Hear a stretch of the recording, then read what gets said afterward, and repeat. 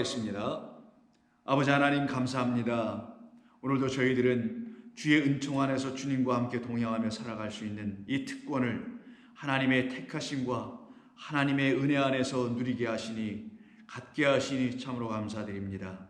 오늘도 그러기에 저희들 모두는 주의 인도하신 가운데서 평안과 안식을 누리게 하실 것을 믿고 의지하오며 예수님의 이름으로 기도드립니다. 아멘. 자, 하나님 말씀 나눕니다.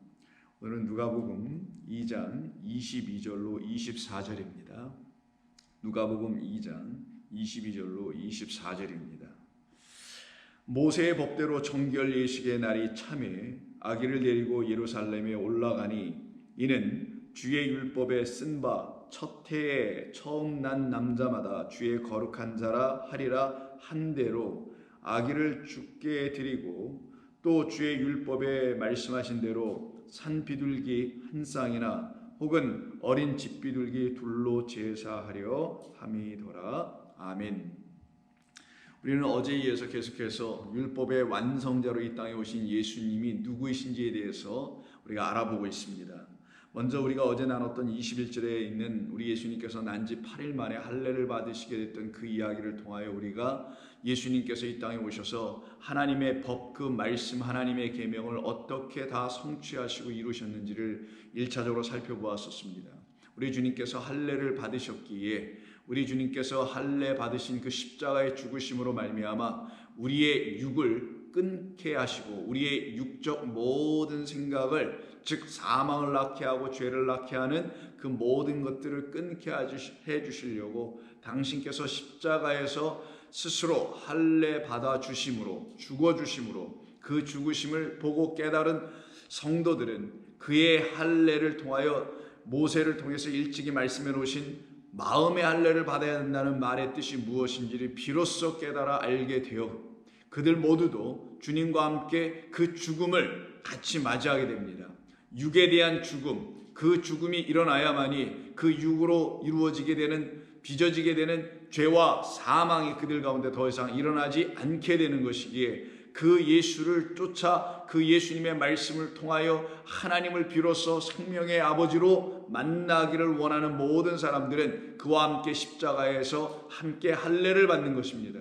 그래서 우리가 십자가에서 그리스도와 함께 못 박혀 죽었다라고 하는 바울의 그 같은 고백은 헌신을 의미하는 것이 아니라 하나님께서 그리스도를 우리 가운데 왜 보내주셨는지를 비로소 깨달아 알았기에 그와 같은 고백과 그와 같은 선언이 그의 믿음의 삶 속에서 터져 나오게 됐던 것입니다. 그것은 바로 자기 자신이 십자가에서 못 박혀 함께 죽게 되어야만이, 그것을 보여주신 그리스도 예수의 죽으심으로 말미암아 자기도 그와 같은 죽음의 역사가 일어나야만이 육에 대하여 죽고 세상에 대하여 죽고 바로 그와 같은 역사가 일어나야 더 이상 육적인 생각으로 마음 할례 받지 못한 거짓된 마음을 품는 자들이 더 이상 되지 않게 되는 겁니다.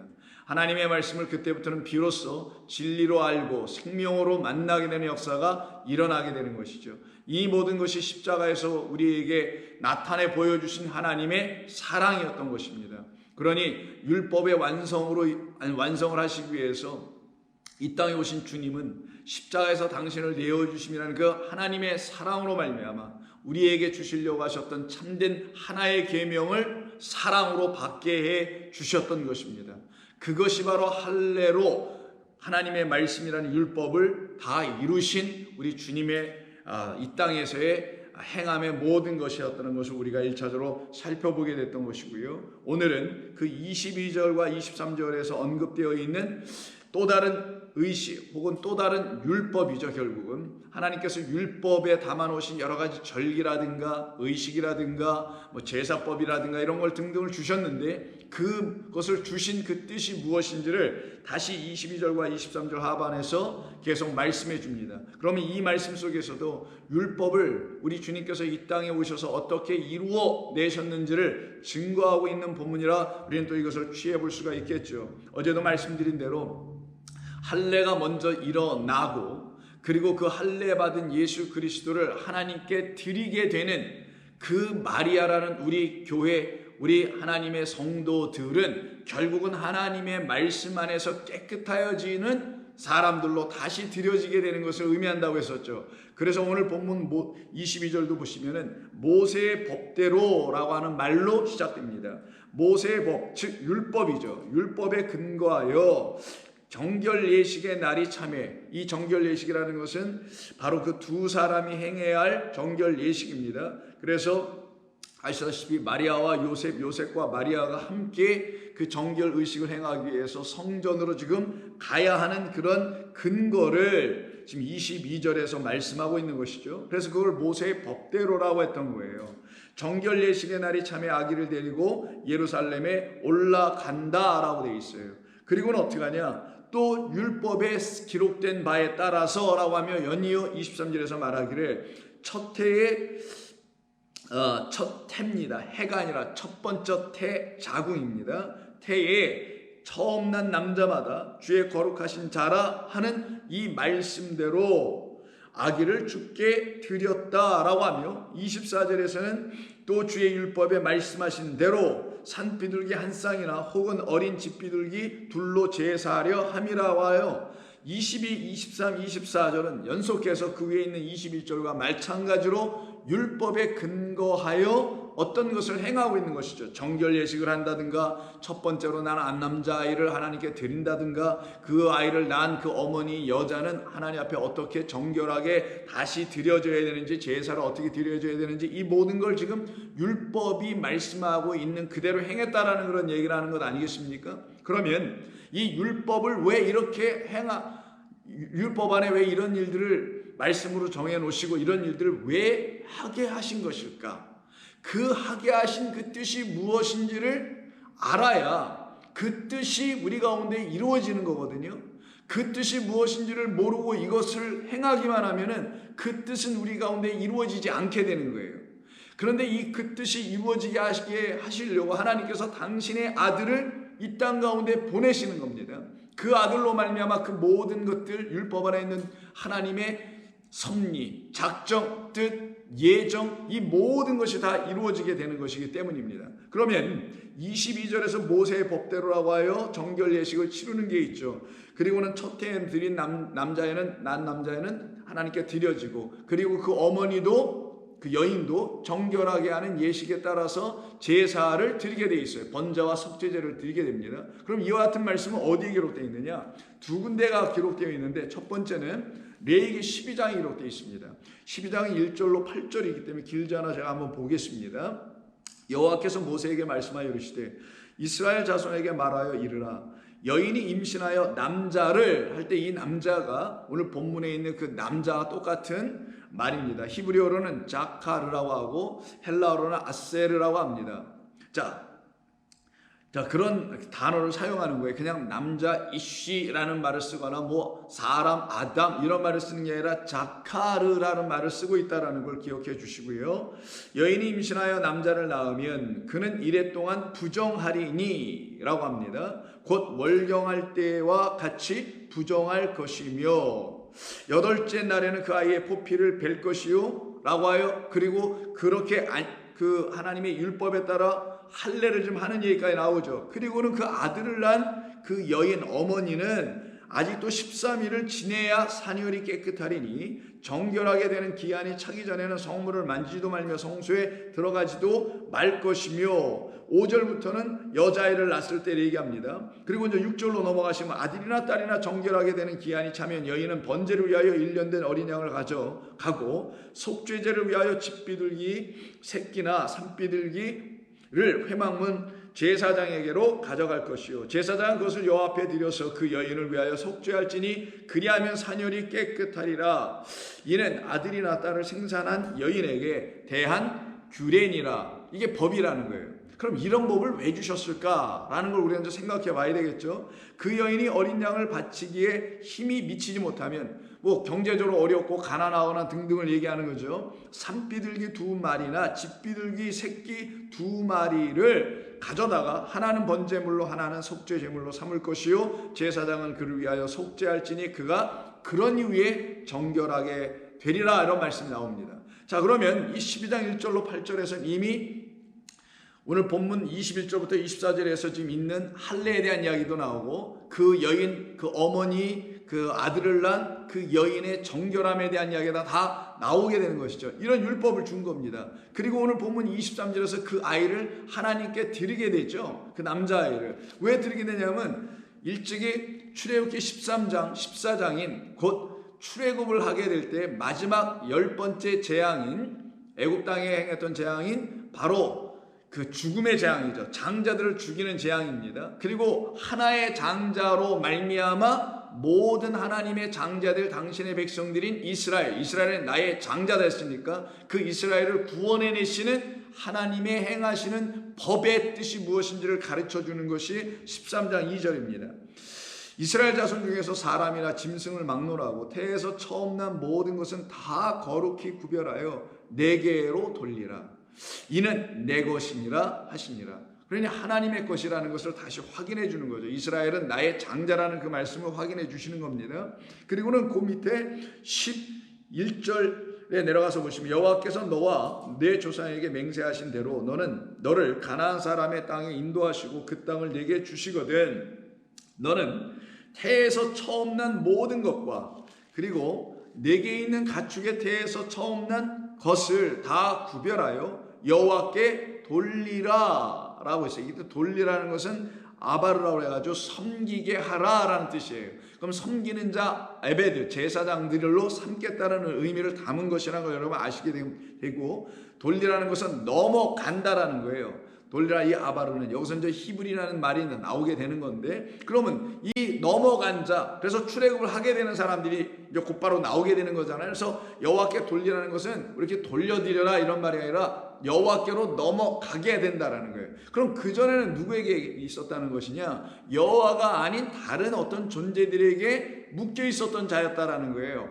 그런 자들을 어떤 상황에서 첫 태가 되면 그러니까 첫 번째 태에서 난 첫 번째 장자가 다시 되어지면 즉 하늘의 장자로 다시 거듭나게 되면 이들은 어떤 사람들이 되는 거냐? 여호와께로 이렇게 넘어간 자, 그 아바르한 자, 히브리인이 된 자, 하나님의 것이 됐다라는 것을 의미하는 거예요. 그러면서 그들을 누구라고 하냐? 수컷은 여호와의 것이니라. 이때 수컷이라는 단어가 똑같이 남자라는 단어에 사용한 자카르예요. 그래서 좀 전에 우리가 읽었던 그 레위기서 12장 2절에서도 여인이 임신하여 남자를 낳으면 그 남자도 자카르고요. 여기 지금 출애굽기 13장 12절에 수컷이라고 말한 것도 자카르예요. 물론 수컷은 동물에게 쓰는 말이요 사람에겐 수컷이라고 하지 않죠.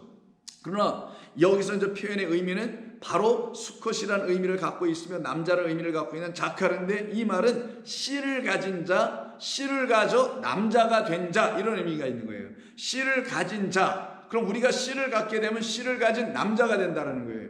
우리는 누구냐? 그리스도의 신부 하나님의 아내들이 돼야 돼. 신부가 될 짝이 될 존재들인데 그러면 하나님은 남자고 그리스도만 남자니까 그로 말미암아 그 씨를 가진 분으로 말미암아 씨를 가진 자 우리도 그럼 씨를 가진 자 그가 자카르가 되어 우리도 자카르가 되는 걸 말하는 거예요.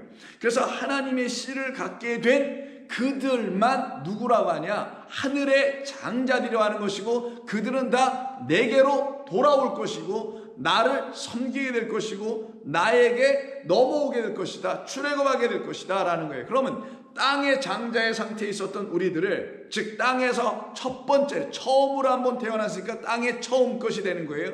그런 땅의 처음 것 이 세상의 처음 것이 되었던 우리들을 하나님께서 구별하여 당신 안에서 다시 우리를 낳게 하여 하늘의 처음 것, 하늘에서 처음 난 것, 바로 하늘의 장자 곧 이스라엘로 삼으시는 거예요. 그래서 씨 가진 자가 되는 거예요. 왜?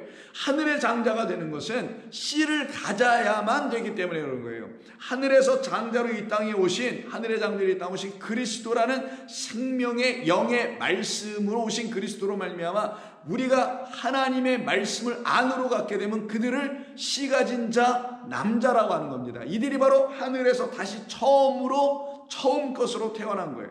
두 번씩 태어나는 게 아니니까 이 땅에서도 두 번 태어나는 것이 아닌 것처럼 하늘에서 태어난다는 것도 하늘로 다시 하늘의 장자 된다는 것도 한 번 태어나고 처음 태어나는 걸로 끝이 나는 거예요.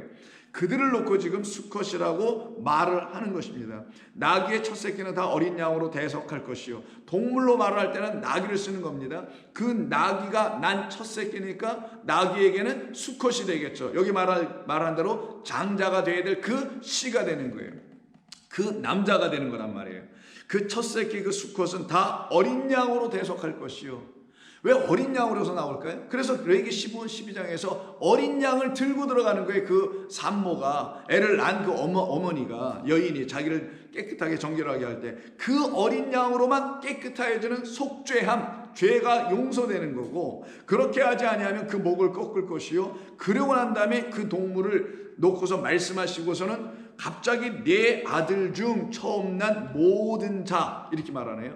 처음 난 모든 자도 이와 같이 대속할 것이다. 그러니 하나님의 말씀 안에서 다시 처음 난 모든 자들도 이와 같이 되어야 해. 이들은 다 내 것이야 라고 지금 말씀하는 거란 말이에요.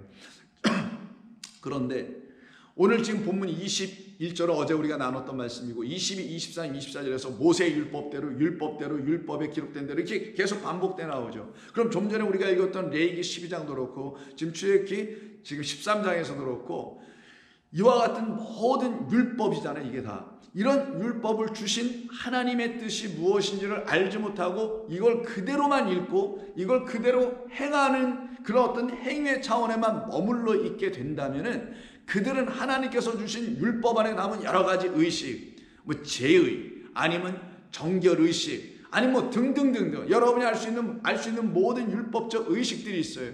그 모든 것들이 그들에게는 헛되게 되는 거예요. 의미가 없게 되는 거예요. 그걸 계속해서 반복해서 매년마다 규칙적으로 계속 절기나 지키고 있고 한다면 그건 그들에게 의미가 없게 돼요. 근데 그런 절기를 주시거나 그런 의식을 주시거나 그런 제사법을 주셨던 것은 그것으로 말미암아 하나님이 행하시는 것이 무엇인지를 깨달아 알으라는 거였던 거예요. 그걸 깨달아 알지 못하면 헛되게 되는 거고, 그 뜻을 알게 되면 그 절기가 무엇인지를 가르쳐주는 건 절기가 되고, 그 의식과 정결의식 등등이 무엇을 말하려고 하는지 그 진리를 배우게 해주는, 가르쳐주는 그런 도구들이 되는 거예요. 그때는 그 절기나 의식이나 이런 모든 것들이 헛된 것이 아니고 뜻이 있는 것이 되고 의미가 있는 것이 되고 나를 진리 가운데로 인도하는 몽학선생과 같은 길라잡이 같은 초등교사 역할을 해주게 되는 겁니다. 그런데 이스라엘 백성들이 그와 같은 차원으로 넘어가지를 못하고 그냥 그 율법을 종교적 행위와 의식의 수준으로만 취하고 말게 됩니다. 그래서 하나님께서 제사장들이나 당신께서 세우시는 선지자들을 통하여 계속 말씀해 주시는데도 불구하고 그걸 깨달아 알지 못하는 이스라엘 백성들을 향하여 이사야서 1장 11절 이하에서 이렇게 말씀하시죠. 여호와께서 말씀하시되 너희의 무수한 재물이 내게 무엇이 유익하뇨?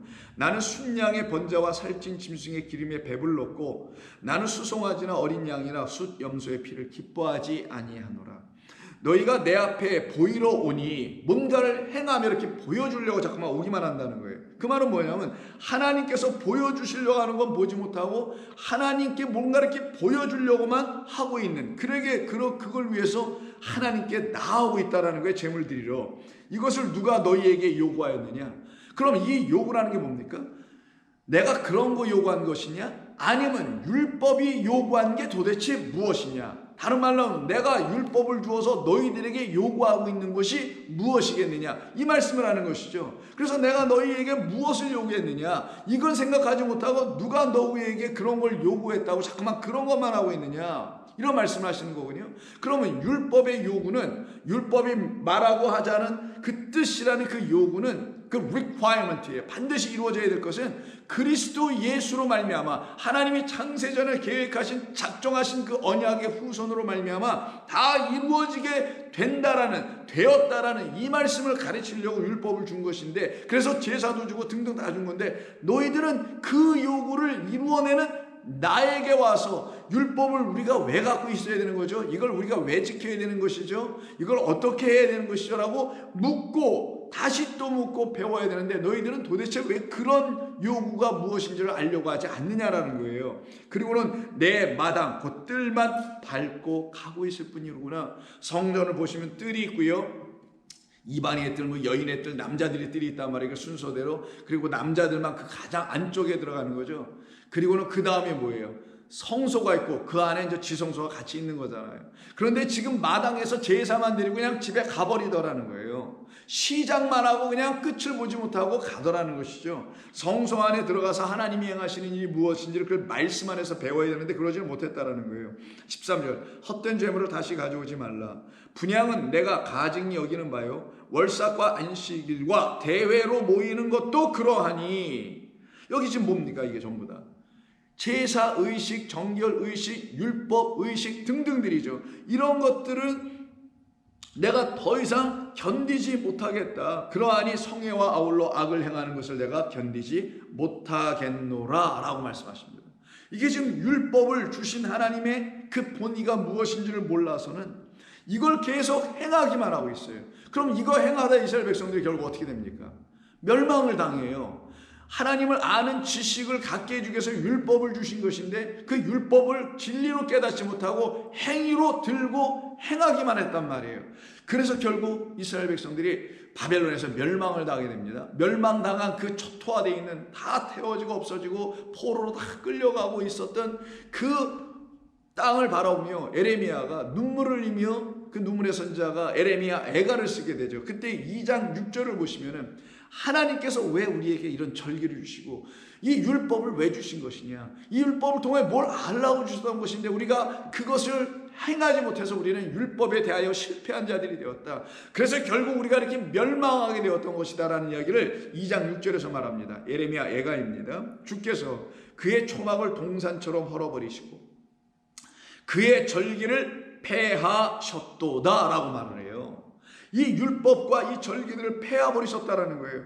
여호와께서 시온에서 절기와 안식일을 잊어버리게 하시며 그가 진노하사 왕과 제사장을 멸하셨도다. 그래서 여러분 호세아 2장도 보시게 되면은 호세아에서도 이런 말을 또 합니다. 2장 한번 제가 읽어드릴게요. 호세아 2장 11절을 보시게 되면은 다음 같은 말씀이 있는데 한번 보시죠. 2장 11절입니다. 내가 그의 모든 희락과 절기와 월삭과 안식일과 모든 명절을 폐한다고 되어 있어요. 왜 폐하시는 걸까요? 아직 멸망당하기 전이거든요. 호세아도. 그런데 에레미야는 멸망당한 이유입니다. 왜 이거 없애버리시겠다고 하셨을까요? 이들이 지금 4장에 가서 호세아 4장에서 뭐라고 하냐면 그들이 하나님을 아는 지식이 없다고 2절 1절에서 말을 하잖아요. 여호와께서 이 땅 주민과 논장하시나니 이 땅에는 진리도 없고 인애도 없고 하나님을 아는 지식도 없도다. 그래서 6절에서 내 백성이 지식이 없으므로 망하는도다. 내가 지식을 버렸으니 이 율법에 담겨있는 그 진리를 알게 하는 그 율법은 버리고 율법이 지금 말하는 뜻을 알아듣지 못하니 거기 있는 자기들의 수준으로 이해했다고 하는 행위들만, 의식들만, 그런 율법의 어떤 지켜내야 된다고 생각하는 그런 것들만 들고 행하는 거예요. 그런 사람들을 놓고 너희들이 그 지식을 버렸다고 하는 거예요. 그러니 나도 너희를 버려 나의 제사장이 되지 못하게 할 것이요 내가 내 하나님의 율법을 잊었으니라고 하잖아요.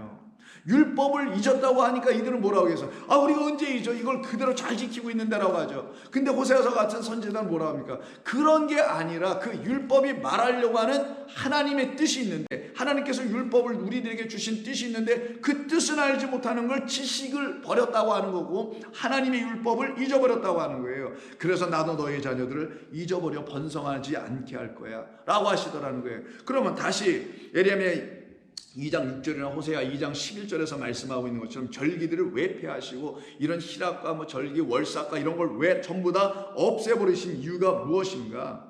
왜 그런 거냐면 이러한 절기들이나 이러한 월삭이나 이런 초하루 등등 모든 율법을 말하는 거예요. 그런 걸 통하여 하나님의 진의 왜 주셨는지 그 진의 진짜 의도 그리고 그 뜻과 진리를 알라라고 하여 주신 것인데 그렇게 그 율법을 그와 같은 차원으로 사용하지 쓰지 못하게 되어 그들에게는 이 모든 것들이 그냥 허탄하게 되는 거예요. 아무런 의미가 없게 돼서 무용지물한 것이 되어 버린 것이 되게 됩니다. 그 의미가 없게 된 거예요. 그래서 무용지물에 져 있는 그 절기들, 그 율법들 내가 너희들에게 줄 필요 없지. 난 너희들이 그런 거 주지 않고 내가 다 폐하여 버릴 거야 라고 하신 거라서요. 그러니까 그래서 폐한다는 건 뭐 율법을 정말 폐하여 버리신다는 그런 의미가 아니라 너희들은 그것을 내가 너희에게 나라는 하나님을 가르쳐주고 구원과 사랑을 가르쳐주기 위해서 준 건데 너희들이 그거는 깨닫지 못하고 있으니 너희들에게서 그 절개는 폐하여져야지, 너희들에겐 그것이 무용지물하니 너희들에게서 그 절개는 떠나가게 되고 사용할 수 없게 되는 것이지 라고 말씀하는 거예요. 이게 무슨 의미냐면 하나님께서 주신 것을 가지고 그 주신 것이 이런 뜻이었어요. 그래서 하나님께서 하나님의 말씀을 율법을 딱 줬으면 그 율법이 이런 뜻이었어. 이게 뜻으로 이게 딱 맞아 나와야 되는데, 즉 하나님의 율법이 복음으로 생명의 말씀으로 이렇게 딱 나와야 되는데 이러지 못하니 이들은 하나님께서 주신 것을 가지고도 그걸 가지고 하나님의 뜻을 알지 못하는 백성들이 되어버렸네요. 그래서 예수님께서 뭐라 하냐면 그들은 하나님께서 주신 것을 가지고 자기들에게 그것을 가지고 풍성하게 만들어 하나님의 의의 백성, 하나님의 거룩한 백성이 되어야 되는데 그러지 못하니 그들이 갖고 있는 것도 빼앗아 버리게 됐다는 말씀을 하시게 되는 겁니다. 그래서 이 절기를 폐한다는 것은 너희들이 갖고 있는 거 내가 빼앗아 버릴 거야. 너희들이 갖고 있는 게 의미가 없지. 오히려 너는 이런 걸 가지고 나의 거룩한 말을 가지고 도둑질하여 헛되게 좀 사용하고 있고 내 백성들을 사망 가운데 끌고 가고 있고 잃어버린 양들로 만들어가고 있으니 내가 너희에게서 그 절기를 빼앗고 희락을 빼앗고 너희들에게 월삭을 빼앗고 너희들에게 있는 율법을 내가 빼앗을 거야. 폐하여 버릴 거야. 너희에게서는 이런 말씀을 하는 거예요. 그 폐하여 버리는 것, 율법을 빼앗아 버리는 것, 절기를 빼앗아 버리는 걸 뭐라고 하냐? 그게 멸망이라는 거예요. 그래서 그걸 빼앗아 온 것과 이스라엘이 멸망당한 걸 같은 등가 위에서 지금 설명하고 있는 거예요. 예레미야서도 그렇고 호세아서도 그렇고. 왜요? 하나님의 율법이 없으면 멸망당하는 거니까. 이 율법은 우리를 생명의 나라, 아버지의 나라로 인도하는 책이란 말이에요. 길라잡이, 이게 지도와 같은 거예요. 어느 목적지에 가려면 지도가 있어서 그것이 여러분들을 내비게이트, 말 그대로 내비게이션하게 항해하게 만들어 가잖아요. 필요하지 않고 그 방향을 향해서 가게 해주잖아요. 그런데 그러질 못해 이것이. 그럼 이것은 그들에게 어떤 책이 되냐? 멸망의 책, 이혼의 책, 사망의 책, 죄를 짓게 하는 책이 되게 되는 거예요. 그래서 빼앗아 버리신다고 지금 말씀하는 겁니다. 그럼 빼앗기면 그들은 이 맵도 없어, 지도도 없어. 그럼 갈 길이 어딘지 몰라요. 방황하게 되는 거예요. 그래서 그런 상태로 떨어져 있는 이들을 놓고 너희들이 있는 것도 다 빼앗기게 되지. 그러나 내가 너희들에게 준 것이 무슨 뜻인지를 깨달아 알게 되는 자들은 더 받게 되지 라고 하시는 말씀을 마태복음 13장 씨 뿌린 자의 비유의 말씀을 하시자마자 합니다. 자, 씨 뿌린 자의 말씀을 하신 다음에 9절에서 13장 9절에서 뭐라 하냐면 예수님께서 귀 있는 자는 들으라 라고 하시고 끝을 내세요. 귀 있는 자는 들으라. 어떤 귀? 성령이 주시는 귀로 갖고 있는 자들만 알아들을 수 있는 말씀이 율법이다. 그러니 이 율법이라는 성경은 예수님의 말씀, 하나님의 말씀, 율법 다 똑같은 표현입니다. 그 모든 말씀은 귀 있는 자만이 듣는 거야. 근데 그가 어떤 귀? 하늘이 열림으로 말미암아 하나님의 음성을 들을 수 있는 성령이, 진리의 성령이 주신 귀. 그래서 진리의 성령이 우리에게 귀를 주셔서는 진리의 성령이 진리를 말씀하실 때는 그의 귀로 들어야 알아들을 수 있단 말이에요.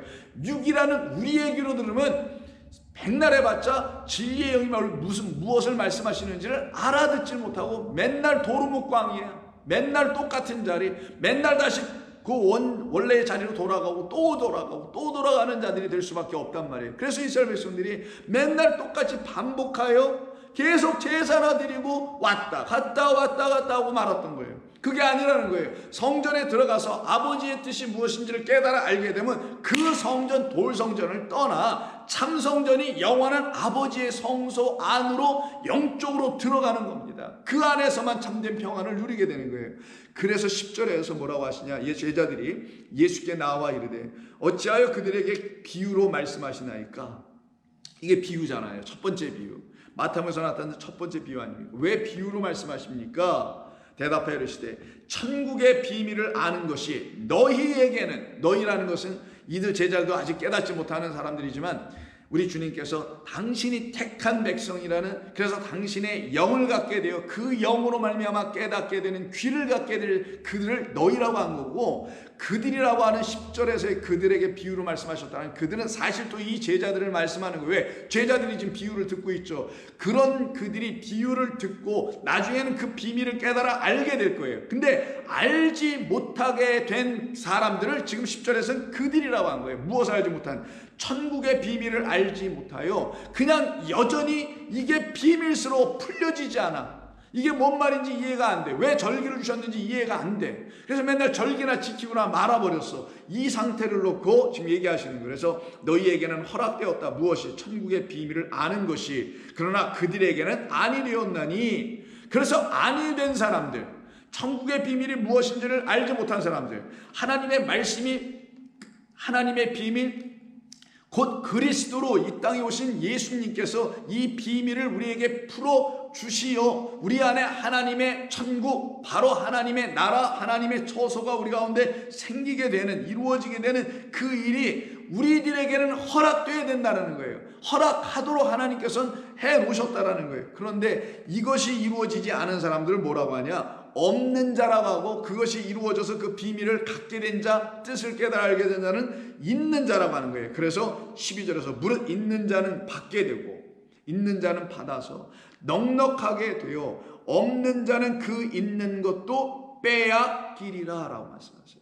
그러면 있는 자는 넉넉히 더 모르게 받게 되고 없는 자는 그 있는 것까지도 다 빼앗기게 된다네요. 그럼 이 사람들이 뭘 빼앗기고 뭘 더 얻게 되는 건가? 지금 말씀한 그걸 얘기하는 거예요. 하나님께서 주신 율법을 통해서 그 율법의 뜻이 이런 거였구나 딱 알게 되면 이게 바로 그에게는 있는 거예요. 여기서 있다고 표현했지만 have라는 뜻이에요. 에코니까 갖게 되었다라는 거예요. 이 하나님의 말씀 율법을 통하여 내가 진리라는, 생명이라는, 영이라는 말씀을 갖게 되었다. 그렇게 갖게 된 사람은 넉넉하게 풍성하게 계속하여 갖게 되는 거예요. 그러면 그들이 갖게 된다는, 풍성하게 갖게 되고 넉넉하게 갖게 된다는 그 갖게 되는 건 이 율법을 갖게 되는 게 아니라 율법이 말하고 있는, 깨우쳐주고 있는 그것을 갖게 되는 것이죠. 그래서 예수님께서 마태복음 25장 달란트의 비유, 5달란트, 2달란트, 1달란트를 각각 세 사람에게 나눠주죠. 그 비유에서 5달란트를 가진 자는 5달란트를 남겨서 갖고 있어요. 2달란트 갖고 있는 준 자도, 받은 자도 2달란트를 남겨 가졌어요. 이게 뭐예요? 5달란트, 2달란트를 처음에 그들이 받았다는 건 이 하나님의 말씀, 성경, 율법을 받았다는 걸 말하는 거예요. 율법 15과 2과 그리고 그 모든 건 하나니까 하나로 이렇게 줬다는 걸 의미하여 가르쳐 주는 것이잖아요. 그런데 이들이 첫 번째 두 사람은 5달란트 율법을 5개 똑같은 복음으로 깨달아 알아들었어요. 2달란트 율법을 2달란트 복음으로, 진리로 딱 깨달아 알아들었어요. 성령이 들려주시는 그리스도 예수 안에서 듣게 되니 그리스도 예수로 이 모든 말씀이 풀려지니 딱 둘로 갖게 된 거예요. 이 율법은 가감할 수 있는 게 아니구나. 1.1획도 가감하지 않고 그대로 똑같이 뭘로 바뀌어? 복음으로 나와야 되는 거구나 라는 걸 알게 된 거예요. 근데 세 번째 사람인 달란트를 하나만 받은 사람이 있죠. 그 한 사람에 대해서는 예수님께서 칭찬이 아니라 1달란트만 딱 들고 와버렸어요. 그럼 이쪽 게 없어요. 지금 여전히 처음 받은 것만 갖고 있는 그 사람이었죠. 그래서 예수님께서 그에 대해서 하시는 말이 뭡니까? 그가 오해하고 있었기 때문에 26절에서 그 주인이 대답하여 이르되 악하고 게으른 종아, 나는 심지 않은 데서 거두고 해치지 않는 데서 모으는 줄로 내가 알았느냐? 그러면 내가 마땅히 내 돈을 취리하는 자들에게 맡겼다가 내가 돌아와서 내 원금과 이자를 받게 하였을 것이니라 하고 그에게 그 1달란트를 빼앗아 10달란트 가진 자에게 주라 라고 명령을 하세요. 그리고선 하시는 말씀 여기서도 똑같이 마태복음 13장 그 비유의 장 11장에서 말씀하신 것처럼 여기서도 이렇게 말씀하세요. 무릇 있는 자는 받아 풍족하게 되고 없는 자는 그 있는 것까지 빼앗기리라. 자, 그러면 이사야서나 에레미야, 에가나, 호세아서나 이런 모든 곳에서 율법과 율법에 있는 절기와 안식일과 초하루와 월삭 이런 것들을 폐하여 버리신다는 말씀이 나왔죠. 그게 무엇이냐? 주셨는데도 불구하고 그 주신 것이 그들에게 생명을 낳게 하는, 생명을 갖게 하는, 그래서 하늘의 장자 첫 번째 아들로 다시 등록이 되는, 호적이 되는 그런 일을 이루어내지 못하고 있는 자가 바로 없는 자라는 거예요. 그러면 그는 그 있는 것까지, 그 하나 있는 것까지 빼앗기리라. 그럼 누구에게 줍니까? 그 10달란트 갖고 있는 자에게 주라라는 거예요. 너는 받을 자격이 없다라고 말하는 거죠. 그는 뭐만 갖고 있는 겁니까? 그냥 이 율법이라는 문자와 의식과 제도와 절기와 이런 등등을 매일매일 혹은 매년마다 매달마다 반복하여 지키고 있는 그것만 갖고 있었던 거예요. 그래서 너는 그걸 갖고 있을 자격이 없지. 너는 오히려 그것이 너를 사망 가운데 몰아넣으니 내가 그걸 빼앗아 그것을 다루어 그것을 가지고 그 하나를 가지고 하나를 만들어낼 수 있는 저 10달란트 가진 자에게 주라 라고 말씀하십니다. 그래서 5과 5이 만나니 10이 되죠. 딱 떨어져 나온 거예요. 그래서 10달란트 가진 자에게 주라.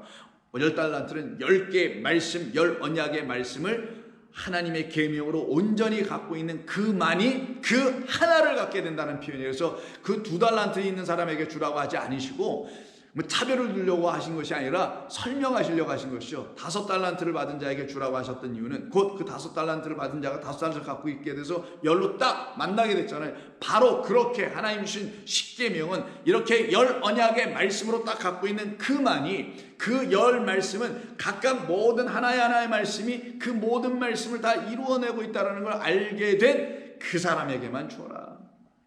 그래서 하나를 그가 받게 되는 겁니다. 이때 풍족하게 되고라는 말이 나오죠. 29절에 무릇 있는 자, 갖게 된 자는 풍족하게 되고. 그럼 갖게 됐다는 게 뭐예요? 처음 받은 걸 가지고 5을 가지고 또 다른 5을 have, 갖게 된 거예요. 이 사람들을 뭐라고 표현하냐면 풍족하게라고 표현하고요. 아까 지금 마태복음 13장에서 뭐라고 말씀하셨냐면은 이렇게 말씀하셨죠. 13장을 보시게 되면은 우선 뭐라고 번역을 했냐면은 넉넉하게라고 번역을 했는데 13장 12절에 넉넉하게, 여긴 부사처럼 넉넉하게 되되 이렇게 되어 있지만 이게 다 동사입니다. 여기는 풍족하게 뭐라고 되어 있나요? 풍족하게 되고 이렇게 되어 있네요. 풍족하게 되고 넉넉하게 되고 뭐 결국은 다 같은 말이죠. 우리말로 보면은 다 같은 의미인데 헬라어로는 페리슈오라는 단어예요. 페리스슈오라는 단어인데 이 페리스슈오가 뭐냐면 이런 뜻이에요. 근본적으로는 어떤 뜻이냐면은 페리스슈오는 이렇게 이해하시면 됩니다. 뭘 주었는데 그 준 것을 가지고 그거를 그냥 평범한 것으로 갖는 게 아니라 그 평범한 것을 뛰어넘어 갖게 되는 것. 이게 본래 페리스슈오예요. 뭐 이렇게 줬어요. 근데 이걸 딱 받고서는 그냥 평범하게 받은 그걸 가지고 더 이상 평범한 것으로 갖고 있지 않게 되는 것. 뭔가를 이렇게 사과를 하나 줬다고 합시다. 근데 이 사과를 가지고 그냥 누가 봐도 사과야. 근데 이 사과를 가지고 맛있는 다른 어떤 것으로 다시 갖게 되는 것. 이런 거예요. 그래서 영어로 하면 to exceed the ordinary 이런 표현을 쓰는데 평범한 것을 exceed, 능가하고 초과해서 overflow, surpass 이런 뜻이에요. 넘치고 혹은 능가하고 초월하고 이런 의미예요. 그래서 무슨 말이냐면 하나님께서 주신 것, 이 첫 번째 것 율법을 가지고 하나님께서 우리에게 보내주신 예수라는 말씀을 가지고 무엇을 하는 거냐? 그 말씀이 우리 가운데 하늘의 뜻, 아버지의 뜻, 하나님의 마음, 그 진리를 참된 하나님의 사랑의 마음을 들추어 알려주어 갖게 됐을 때 그 새롭게 갖게 된 걸 갖다가 지금 넉넉하게 가졌다, 뭐 풍족하게 가졌다라고 표현하는 거예요. 그럼 5달란트 가진 사람은 5달란트를 딱 더 갖고 있었기 때문에 이걸 풍족하다고 한 것이죠. 그것이 바로 처음에 받았던 평범하게 받았던 율법이라는 것이 누구나 다 똑같이 오디너리하게 평범하게 똑같이 공통되게 받았던 이것을 공통되게 갖고 있거나 평범하게 갖고 있는 게 아니라 이건 이런 것이었구나 하고 완전히 차원이 다른 것, 새로운 것, 완전히 다른 것 이런 걸로 갖게 되는 거예요. 이게 바로 장제의 의미라고 그랬죠. 백구르라는 단어에서도. 그게 뭐예요? 새 열매를 맺는 거라고 했잖아요. 그래서 이 하나님의 말씀을 가지고 아주 차원이 다른 것으로 이렇게 갖게 될 때에 이 하나님의 말씀 십계명을 10언약의 말씀이라는 언약으로 완전히 계명이 아니라 명령이 아니라 언약으로 완전히 갖게 될 때 그게 진짜 그들에게는 하나님의 계명이 된다는 거예요. 근데 그렇게 되지 못하면 사람의 계명으로 멈춰 끝나게 되는 겁니다.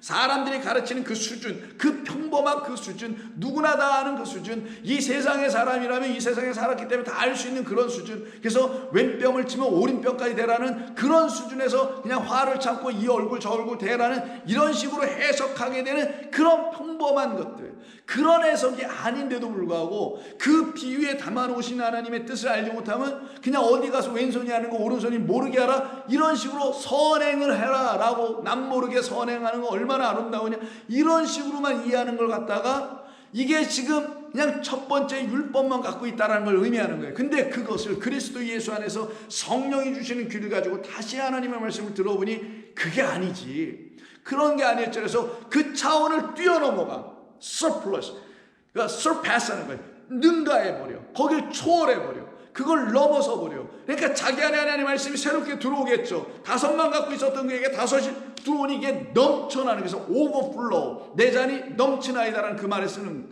바로 그 차원으로 넘어가는 거예요. 그래서 완전 차원이 다른 것으로 갖게 되는 것, 무엇을? 이 하나님의 말씀을. 이 땅의 사람들 누구나 그냥 아무렇게나 예수 믿지 않아도 알 수 있거나 하나님을 모르고 믿지도 않는데 이 성경을 가지고 막 해석을 하는 사람들이 있어요. 보면은 그런 사람들이 내놓는 그런 차원이 아니라는 거예요. 성경은 오직 하나님의 영에 감동되고, 하나님의 영에 감동됐다는 건 무슨 내 마음이 하나님의 영에 감동됐다는 게 아니라 하나님의 말씀이 영으로 기록된 진리를 담은 말씀이라는 걸 성령이 가르쳐 주시는 대로 깨달아 알게 된 사람들은 전부 다 그렇게 되는 거예요. 그럼 이들이 누구냐? 우리 주님께서 당신을 넘겨주시고 드려주심으로 이 일이 일어나게 된 사람들인 거예요. 우리 주님이 이 땅에 오신 이유가 당신이 나에게, 나라는 존재, 여러분의 존재에게 이렇게 당신이라는 생명을 넘겨주셨기 때문에, 드려주셨기 때문에, 우리가 그분을 생명의 양식으로 받았기 때문에, 하늘에서 오신 만나로 받았기 때문에, 그렇게 만나로 받게 된 저와 여러분들에게는 어떤 일이 벌어지냐? 아, 그렇지, 그게 진정 하나님의 말씀이지, 진정 우리 그리스도 예수께서 나에게 가르쳐 주신 그 말씀을 통하여 내가 모든 이 율법이 하나하나 진리로 풀려지게 되네. 그래서 그가 우리에게 이렇게 드려주심으로, 우리에게 내어주심으로, 뭘로? 생명의 떡으로, 하나님의 거룩한 말씀으로, 여호와 입에서 나오는 말씀을 이렇게 드려주심으로 우리가 무엇이 되냐? 하나님의 백성, 바로 넉넉하게 더 갖게 되는 백성이 되는 거예요. 그때 우리 안에서 어떤 일이 벌어지냐? 하나님의 말씀이, 율법들이 하나하나 풀려지는 역사가 일어나게 되는 거예요. 하나하나 들려지는 역사가 일어나게 되고, 무릎을 치고 감사하며 하나님께 찬송하는 그 역사들이 이 하나님의 말씀이 들려지기 시작할 때 터져나오는 거예요. 그걸 갖다가 율법이 우리 안에서 다 이루어졌다, 율법이 완성되었다고 하는 거예요. 그럼 율법을 완성하시는 우리 주님께서 오셔서 이렇게 넉넉하게 해주고 풍족하게 해주시는 일이 있었어야 되지 않겠어요? 그래서 당신을 내어주시는 이야기인 오병이어와 칠병이어 이야기 속에서 이 페리시오라는 말이 사용이 되는 겁니다. 넉넉하게 해주다, 풍족하게 해주다. 5달란트 받은 자 5달란트 딱 갖고 와서 너는 풍족하게 갖고 있구나, 너는 이제 다른 차원으로 내 말을 갖고 있구나, 율법이 아니요 절기가 무엇을 말하는지 너는 이제 드디어 알게 된 그런 율법으로 갖고 있구나, 이렇게 변화가 되는 일이 일어나게 됩니다. 그래서 마태복음 14장에 보시면은 첫 번째 오병이어의 표적을 일으켜 주실 때에 19절 이하에서 떡을 때 이렇게 제자들에게 주실 때 어떻게 하십니까? 그냥 주시지 않고 그 떡을 축사하여 하늘로 들어 올려서 하늘로 축사하여 주시죠. 그래서 무리를 명하여 잔뒤에 앉히시고는 떡 5개와 물고기 2마리를 가지사 하늘을 우러러 위로 들어 위를 바라보시고, 왜? 하늘에서 내려온 떡이어야 된다는 가르친 거예요. 이 율법은 하늘에서 내려온 진리의 말씀, 생명의 말씀, 여호와 입에서 나온 그 말씀으로 우리에게 다시 들려져야 할 양식이라는 걸로 가르쳐지지 않으면은 우리는 백날 이 말씀을 읽어도 무슨 말씀인지 알지 못하여 그냥 행위로만 끝나게 될 것이고, 하늘에서 내려오신 그 떡으로 만나러 오신 예수님이 무엇을 하러 이 땅에 오셨는지, 무슨 말씀하셨는지 알지 못하면은 그냥 그 예수님을 무작정 무턱대고 믿고 천국이나 가려고 하는 처지로 떨어지게 되는 겁니다. 그래서 하늘을 우러러 축복하신 이유가 이 떡이 하늘에서 하나님이 내려주시는 진리의 말씀, 여호와 입에서 나오는 말씀이 돼야 한다는 걸 보여주시는 거예요. 축사하시고 떡을 떼어 제자들에게 주시며 제자들이 무리에게 또 나누어 주니 다 배불리 먹고 만족하게, 코로타주니까 다 배불리 만족했다라는 거예요. 물론 떡을 먹어서 배부르기도 하겠지만 그건 몇 시간 지나면 또 배고프시잖아요. 그러니까 이거는 그런 의미가 아니라 한 번 딱 먹으면은 계속 만족해지고 계속 배불러주는 하나님의 말씀이 여러분에게 안에서 깨달아 알려지게 되면 기쁨이 넘치고 희락이 넘치고 평강이 있게 되고 안식과 쉼이 있게 되는 거예요. 그런 걸 지금 배불리 먹었다는 이 코르타조인데, 이게 full이라는 단어라기보다는 꽉 채워졌다, 나 배불러 이런 게 아니라 만족하다. 무엇이? 이제 나의 영혼이 만족해졌어. 무엇으로? 그 떡, 축사된 하늘에서 내려온 그리스도 예수라는 그 떡으로 이 하나님의 말씀 율법이 하나하나 풀려져 나가니 내가 이제 만족하네. 나는 이제 그리스도라는 그 열쇠를 가지고 나는 하늘을 열 수 있는 자, 땅을 풀 수 있는 자가 되는 거예요. 그래서 베드로에게 그 열쇠를 주셨다고 말씀하는 거 아니겠어요? 하늘에서도 풀면 땅에서도 풀고 땅에서도 묶여지면 하늘에서도 묶여진다는 그 말씀을 주셨던 이유가 당신이 그 열쇠라는 거예요. 그리스도 예수만이 모든 것을, 이 말씀을 풀어낼 수 있는 유일한 열쇠예요. 그 열쇠를 놓고 돌리지 않으면은 풀려지지가 않는 거예요, 이 성경은. 자, 그러기에 그때 뭐라고 하시냐? 남은 조각을 12바구니에 차게 거두었다라고 합니다. 이때 아무리 읽어봐도 여기 넉넉하게, 풍족하게 갖고 있다, 이 페리시오라는 단어로 설명된 단어가 여기 없어요, 이 번역에는. 근데 여기에 남은이라는 말이 있으면 남았다, 이게 뭐예요? 넘쳤다라는 거죠. 꽉 채우고 더 못 채우니까 옆에 남아지죠. 이게 바로 오버플로우인 거예요. 이 율법은 율법 그대로 완전하고 꽉 채워져 있는 것입니다. 근데 여기다가 뭘 더 넣을 수가 없어요. 더 붙일 수도 빼낼 수도 없도록 가감이 안 되게 되어 있는 겁니다. 그래서 여기 이 자체로 완전하게 딱 되어 있는 건데, 이 말씀이 풀려지니, 이 말씀이 깨달아지니, 그리스도 예수라는 떡을 먹고 그리스도 예수가 주시는 말씀을 먹다 보니 이 말씀이 풀려져. 그럼 이 말씀이 풀렸다면 이 말씀 밖으로 나와야 될 거 아니겠어요? 그거를 놓고 지금 남은 조각이라고 표현한 거예요. 이때 남은 조각이 페리스 수요라는 단어예요. 이거는 남은 조각이 아니겠네요. 여기가 말하는 율법과 성경이라는 이 책이 말하고 있는, 우리 예수님께서 말씀하고 있는 그 모든 말이 드디어 어떻게 돼요? 풀려서 여기에 남지 않고 이 밖으로 나오는 거예요. 이거 잘 기억해 두세요. 이 밖으로 나오는 거예요.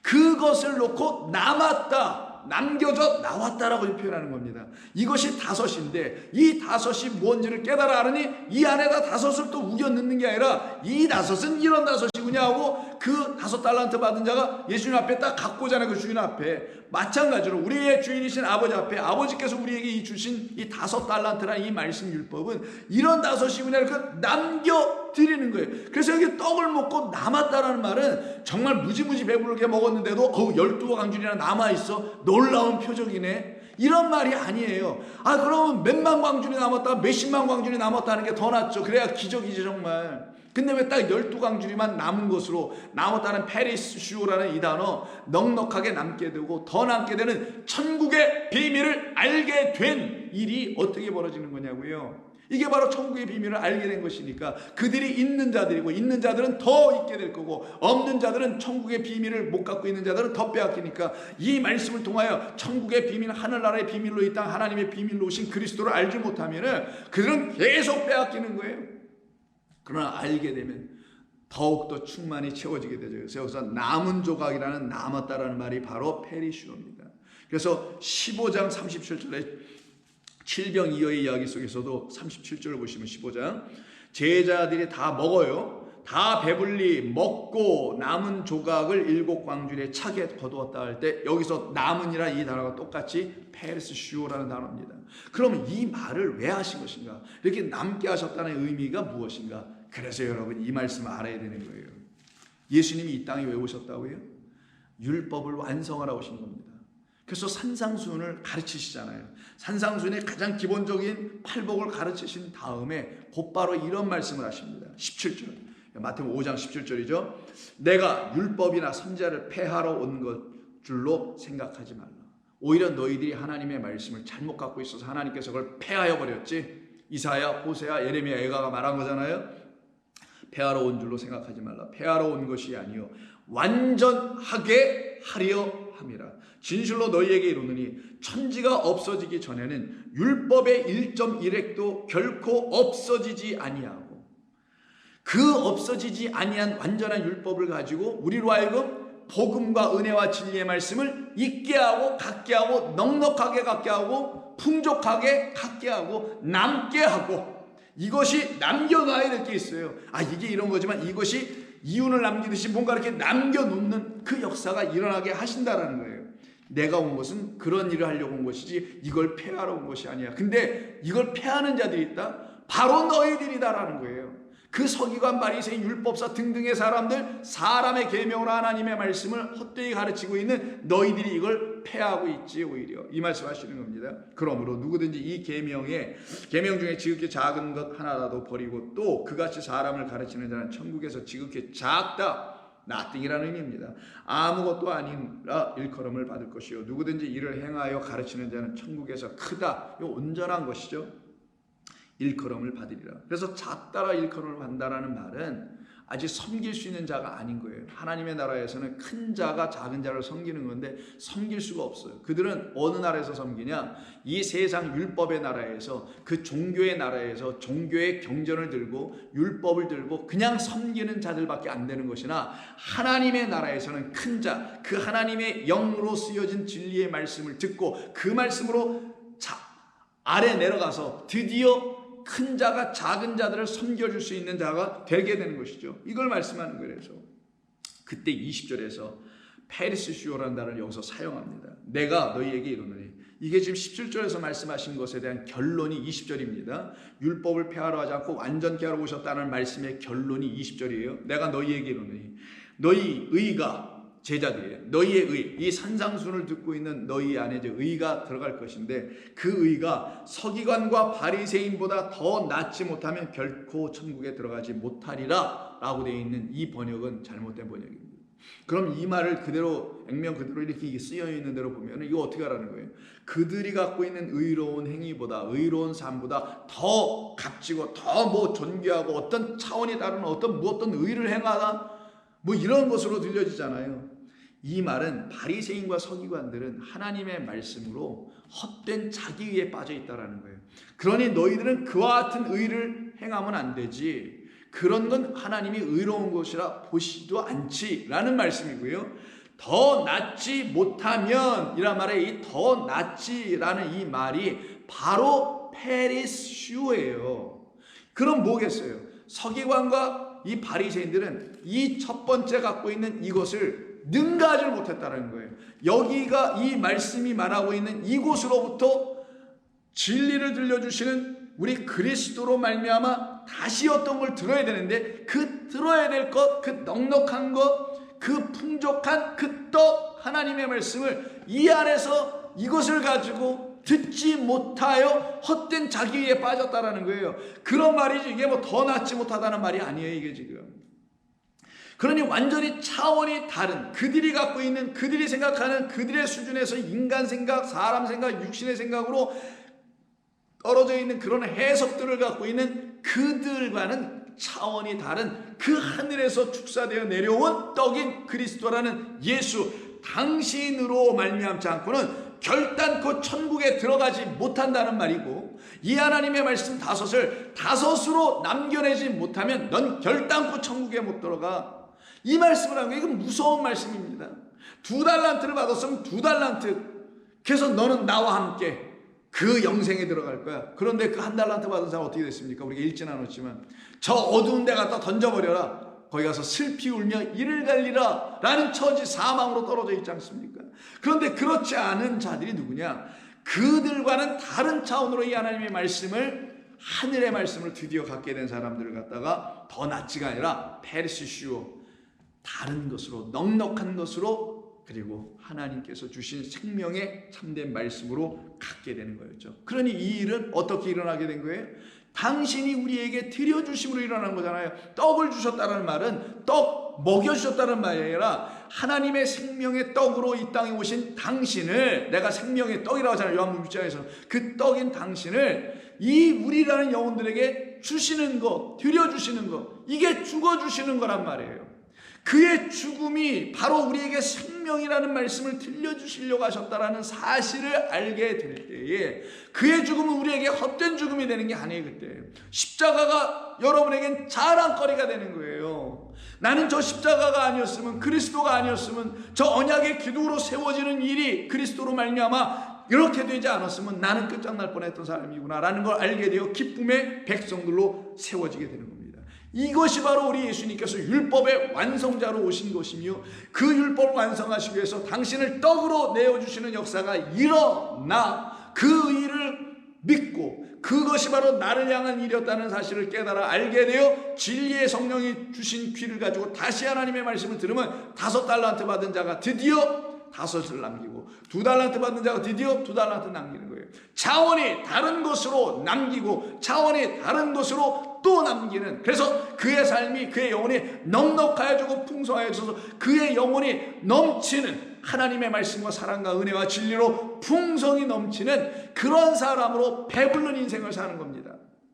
여러분, 이것이 우리 주님께서 오늘 본문에서 지금 당신이 드려짐이라는 말씀으로 지금 얘기하고 계셨던 거예요. 그래서 22절 다시 보시면 모세의 법대로 정결 예식의 날이 참에 아기를 데리고 예루살렘에 올라가니, 그 다음에 뭔가 번역을 다 안 한 느낌이죠. 그리고 23절로 넘어가잖아요. 올라가니 하면서 여기 번역 안 한 게 있어요. 근데 어디다가 그 말을 다시 번역했냐면 23절 끝에다가 번역을 했더라고요. 죽게 드리고라는 그 말로 23절에 갖다 붙여놨는데, 이 23절에 있는 죽게 드리고는 사실 22절에 있는 말이에요. 그래서 22절에 이 말이 빠졌어요. 어떤 말이 빠졌냐면 파리스템이라는 단어가 빠졌어요. 파라히스템이에요. 옆에 갖다 세워놓다. 문자적인 의미는 그거죠. 히스템에서 나온 게 여러분 아시다시피 스타우로스는 십자가라는 언약의 기둥도 어디서 나오잖아요. 반듯하게 세우는 것이죠. 그게 뭐예요? 바로 이 아기를 데리고 예루살렘 성전에 가서 그 성전을, 거짓된 성전, 타락한 성전을, 온전하지 못한 성전을 그 아기 예수, 그 하나님의 언약의 후손으로 오신 그로 말미암아 어떻게 하겠다라는 거예요? 드리게 하겠다라는 거예요. 근데 이 말이 여기다 번역을 안 했더라고 보니까. 그를 누구에게? 주께, 주님께 드리려고, 드리기 위하여 아기를 데리고 갔다라는 말이에요, 이게 지금. 근데 이 말을 지금 23절 갖다 붙여놨기 때문에 22절의 그 본뜻이 우리말 성경에서 온전하지 못해요. 자, 아기를 왜 데리고 왔냐? 예루살렘 성전에. 그 예루살렘 성전은 그 아기가 없으면 안 되는 성전이어야 되는 거예요. 그러기 때문에 데려간 거예요. 그래서 단순히 아기 드리는 그런 이야기, 첫 아이를 드리게 했던 그 율법을 주셨던 이유가 바로 이 아기, 하나님이 보내시려고 하는 그 독생자, 그 그리스도를 그 성전에 갔다가 어떻게 해요? 딱 세워놓으려고. 그래서 그 성전에서 세워지면 그 성전은 무너지게 되고 당신이라는 성전으로 다시 세워버리는 거죠. 그때 그 성전이 바로 저와 여러분들 안에 세워지는 하나님의 거룩한 성전이 되는 거예요. 그래서 이 거룩하게 그 아이를 하나님께 드리게 되는 역사가 일어나게 되는 게 23절에서 다시 또 나오는 거예요. 처음은 난 그 남자마다 주의 거룩한 자라고 번역했지만 이건 오역이고요.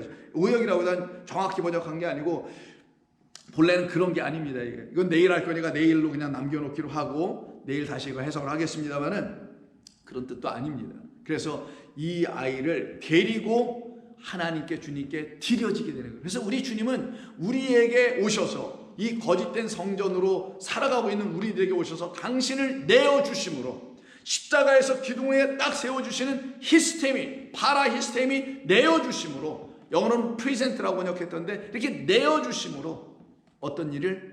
율법을 완성해버리는 거예요. 어떤 율법? 이 하나님의 말씀을, 이 말씀을 우리 안에서 하나님의 거룩한 뜻으로 다 완전케 해버리시는 것. 그래서 이 율법과 육신과 그리고 우리 인간의 생각으로만 살고 있었던 우리라는 또 다른 율법들도 우리 주님이 우리 안에 세워주심으로 하나님의 복음인 빠사르로, 그래서 그리스도와 하나의 몸으로 완전히 다 바뀌어버리는 그런 역사가 일어나게 되는 거예요. 이게 참다운 성도들의 하나님의 일하심의 결과의 모습인 것입니다. 여러분들은 지금 어떤 신앙생활을 하고 계십니까? 여러분들은 어떤 하나님을 믿고 계십니까? 기도하겠습니다. 하나님 감사합니다. 오늘도 주신 말씀 통해서 하나님의 거룩한 뜻이 다 이루어지기를 소원하오며 예수님의 이름으로 기도드립니다. 아멘.